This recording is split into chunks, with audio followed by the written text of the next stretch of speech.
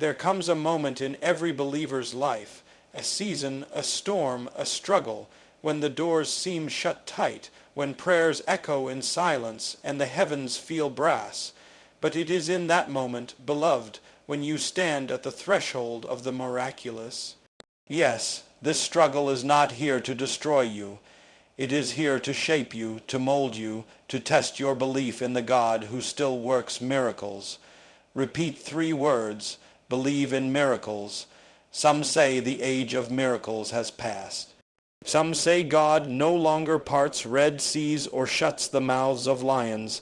But I stand before you tonight as a witness that he is the same yesterday, today, and forever. He is not limited by time, by logic, or by your situation.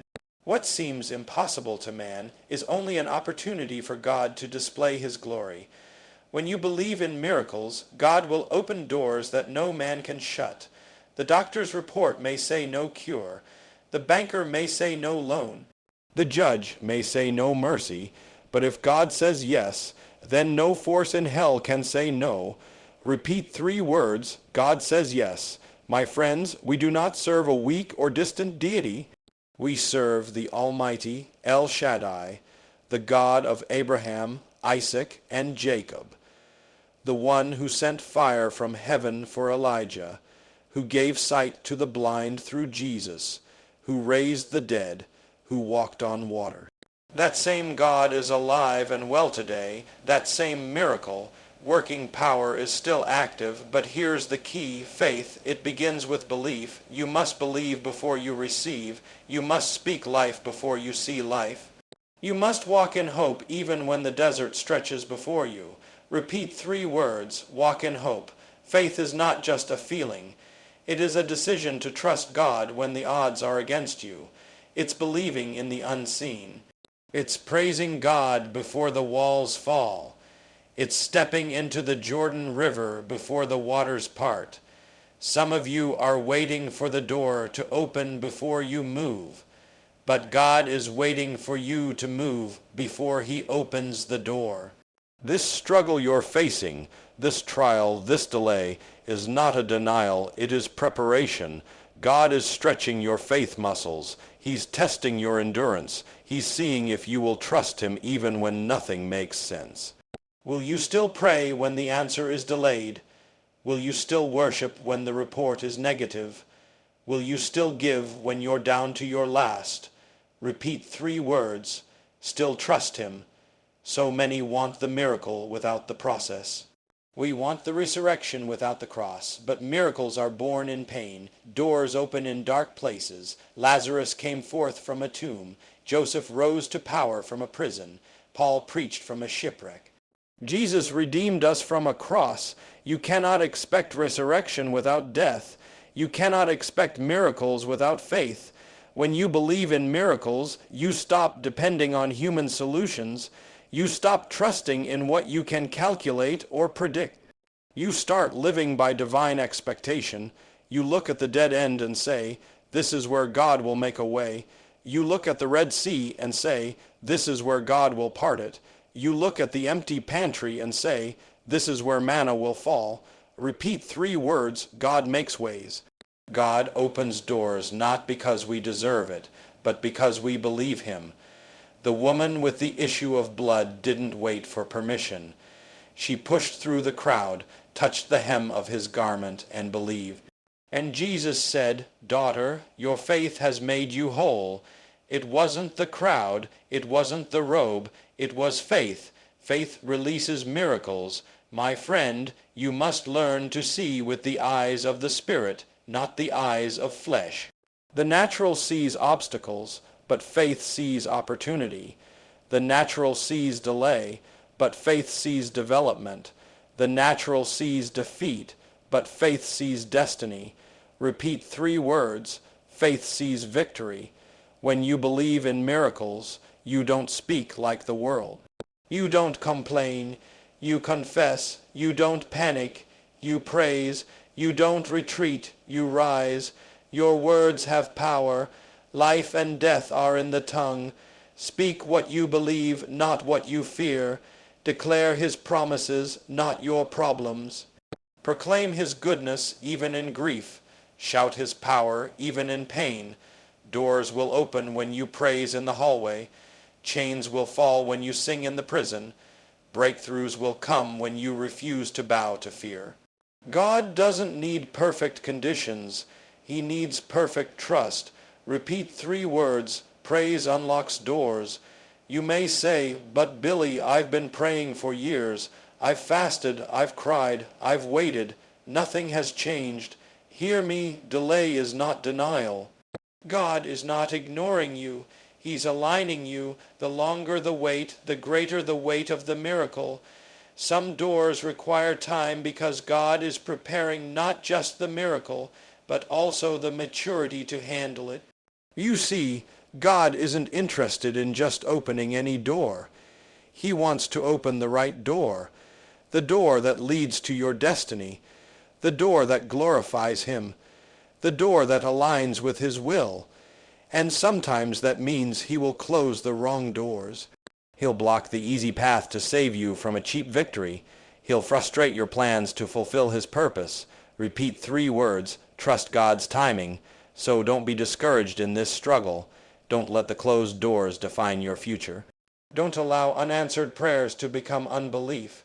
Keep believing, keep knocking, keep trusting, because God is not a man that He should lie. If He said He will do it, He will. Abraham believed in miracles. And even in old age he became the father of many nations. Moses believed and God split the sea. Joshua believed and walls crumbled. David believed and giants fell. Esther believed and a nation was saved. Mary believed and the Savior was born. Peter believed and walked on water. What about you? Repeat 3 words. What about you? Will you believe when the money runs low? Will you believe when friends walk away? Will you believe when the report is bad? Will you believe when the path is unclear?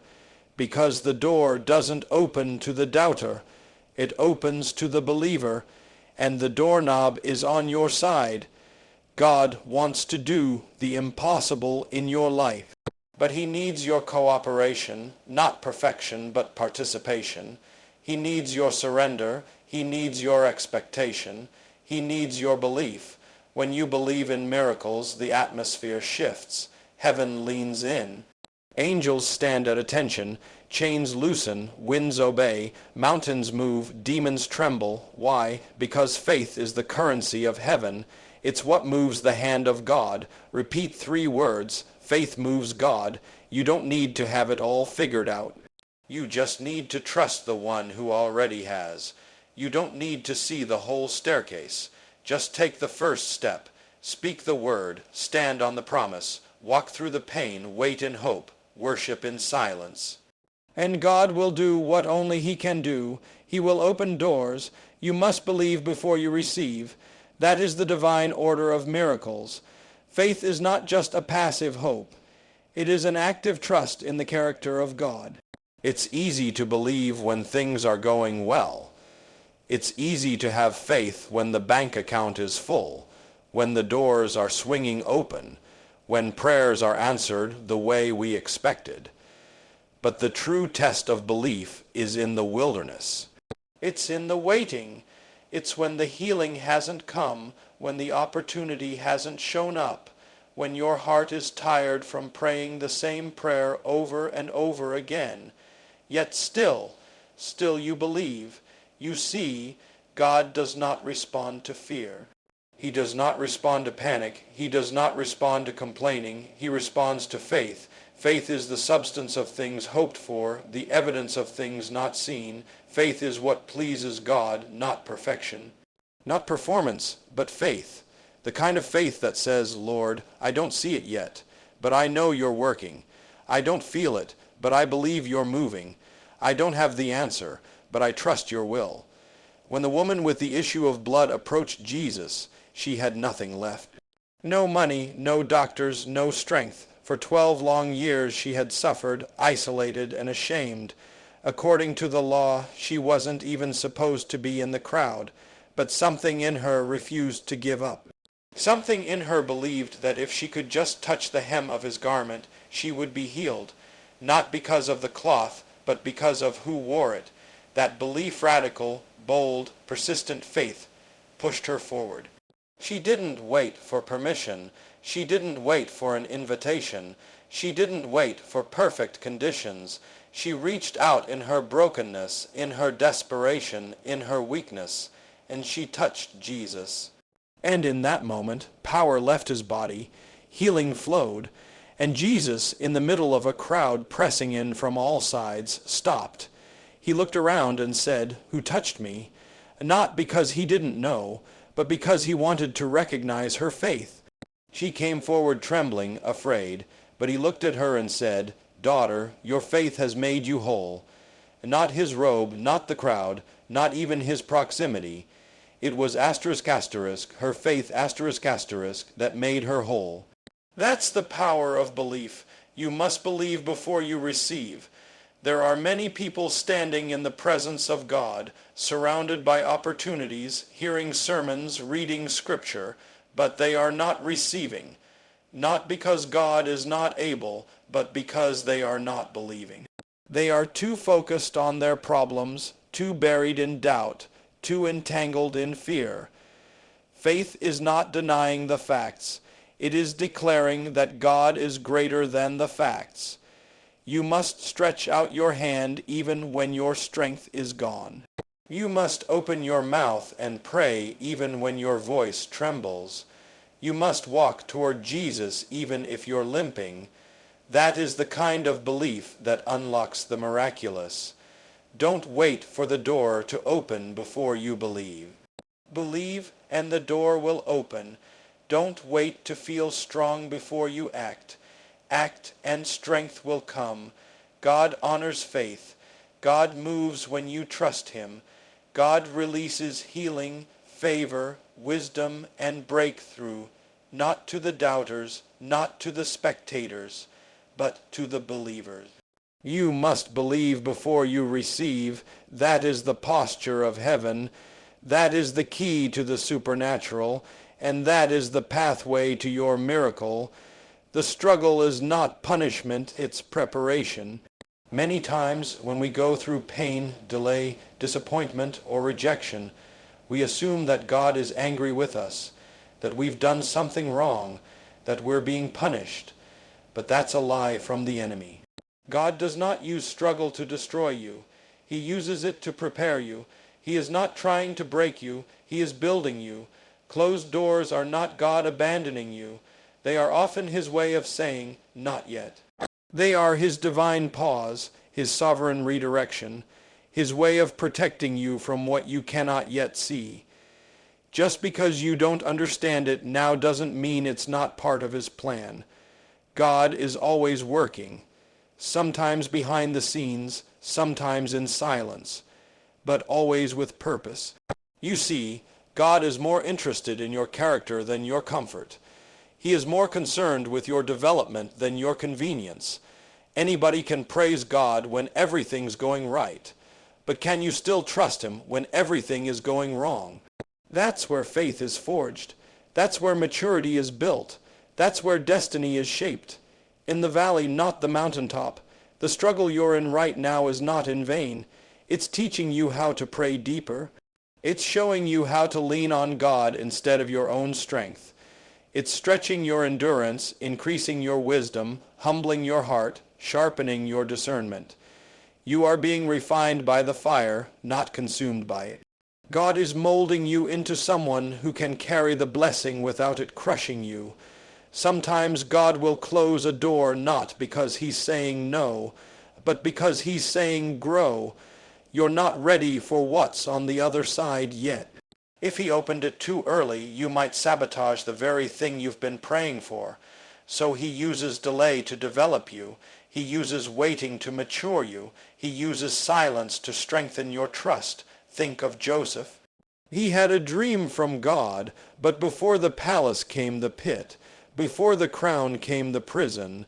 God allowed doors to be slammed shut in Joseph's life, not to punish him, but to prepare him. When the time was right, when the preparation was complete, God opened a door that no man could shut and elevated Joseph to a position of influence and authority. But without the struggle, Joseph would not have had the character to handle the promotion. The same is true for you. God sees what you cannot see. He knows what's ahead. He is working all things together for your good. So instead of resenting the closed door, thank Him. Instead of complaining about the delay, praise Him. Instead of giving up in the struggle, grow through it. The waiting is not wasted. The suffering is not senseless. The hardship is not hopeless. God is doing something in you before He does something for you. And when He opens that door, you will walk through it with wisdom, humility, and strength that only the struggle could have produced. So hold on, trust His timing, know that the struggle is not punishment, it's preparation. God is not finished with you. The door will open, the promise will come, the miracle will happen. But when it does, you'll be ready, not just to receive it, but to carry it with purpose and power.